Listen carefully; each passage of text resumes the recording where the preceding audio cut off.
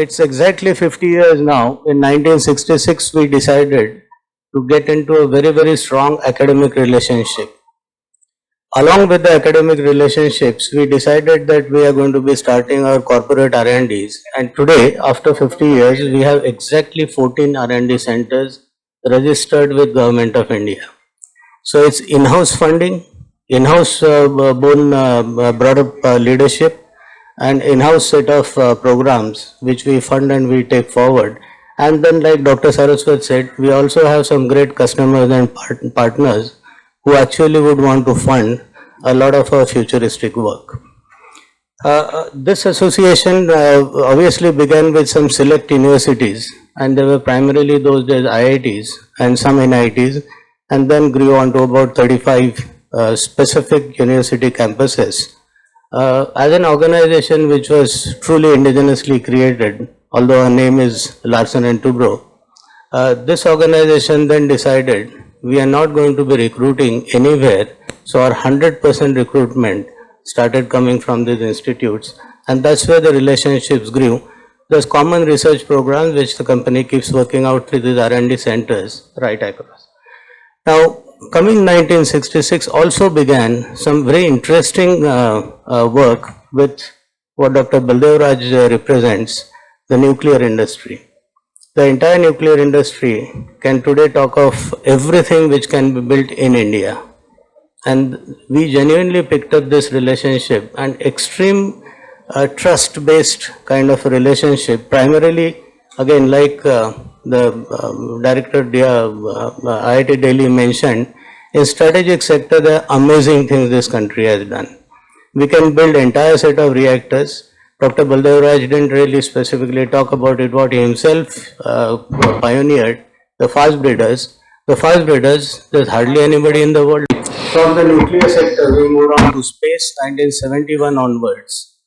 And when Prime Minister Modi talked on a very, very lighter side, that the cash which was spent going every kilometer to the Mars was lower than a fare paid to an auto rickshaw. Now, some of these success stories have happened at that cost because, genuinely believe me, 1/100th of cost is possible with the Indian innovation. What anybody else in the world can do, we can do it at 1/10th, 1/100th.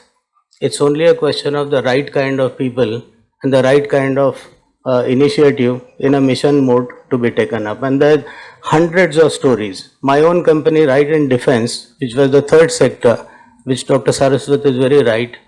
After first 10 years of my career in industrial kind of a product development, I moved into defense exactly 31 years back. I founded it, and we have till today built 250 indigenous systems. The entire Navy, sizable part of the Army, actually fights with systems and equipment which are indigenous, which we have built.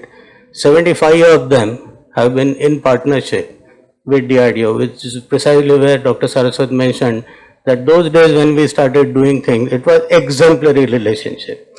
Now, with this relationship came also a third element. When it was going to absolute TRL1, TRL2 level programs, where absolute abstract stuff exists. You just don't have an idea, you don't know existing knowledge, you don't have some references one can find in some science, and that's where this relationship then took on the academia. Some amazing solutions have been built in India, primarily because they are in the strategic sector. There's very little that's talked about in the public domain about them, but they exist in this country. About 24 of them, which we had a privilege as a corporation to work on. Some I will obviously be showing as a test cases, kind of a success stories. Besides, what I will also be showing is what exactly is this Make in India all about?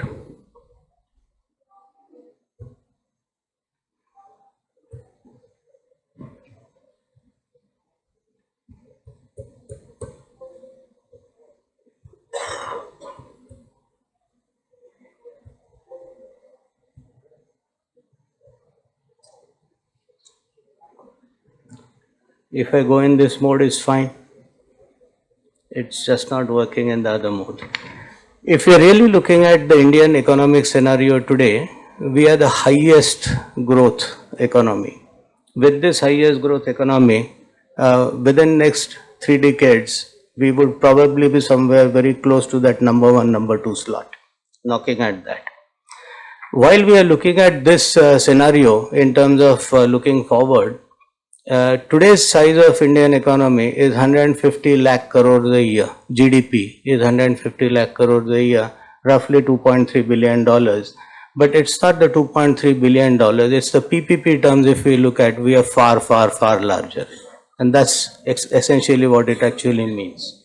Now, for an economy of this kind, if we really were to look at where are we going to be heading to, the national leadership today has decided manufacturing will become the number one sector. From today's 17% GDP, which is contributed by manufacturing, if it has to go to 25%, this 17 to 25 with the overall economy growing close to 10, that's an ideal number which everybody has in his mind. What is that is going to happen to the manufacturing industry? The growth rates in manufacturing will have to start taking up to close to 25% year on year. If we were to look at now with this scenario, what is going to happen to just few very, very major sectors. And I just pick up one sector out of the three I talked about. The defense sector alone, if we are talking, 16 lakh crores is what will get physically consumed by the government of India in next 10 years. Now, if it is 16 lakh of crores, assume from today's 25 to 30% indigenous content to 70-75 when we reach, taking an average of 50-55, there is 8.5 lakh crores of opportunity right in India to be indigenously designed and produced. Now multiply it by 6 to 7 to 8 times because of a multiplier effect, because multiple hands change the same money, a GDP contribution of it is clear 2 to 3% of the GDP as it stands today.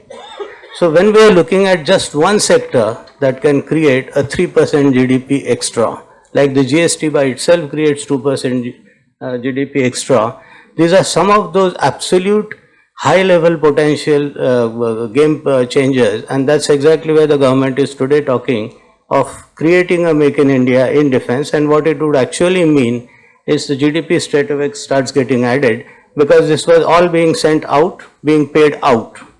We were physically paying somebody else in dollar terms outside. If we were to look at how does this pan out from some fundamental products which obviously the country would build, where we would probably have more than 80-85% indigenous content, and there are at least 25 programs which we are serially producing today where the indigenous content truly is beyond 85-90, some it goes right up to 98-99%. So with this scenario, when we are looking at, with the government willing to say that some areas of technology, let's buy some technologies, and there may be a 50-50 scenario, some net weighted average in between would be under Make in India somewhere close to 70-75.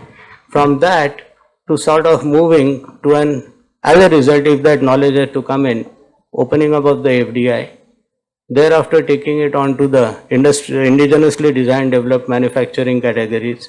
So issue essentially is, if these big numbers were to make happen, there's a direct user, there's an industry, there's an R&D, including an industrial R&D, and then there's a government R&D and the academia.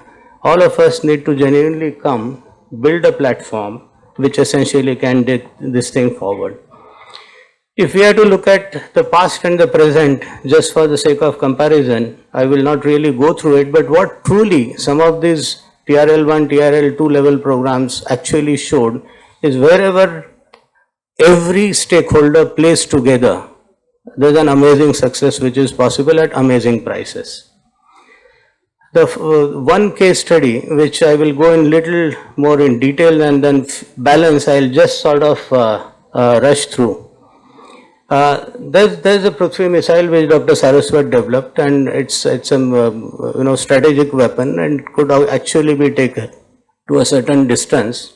Now the certain distance limitation obviously is put up by your own geographical limitation of your own Indian boundary.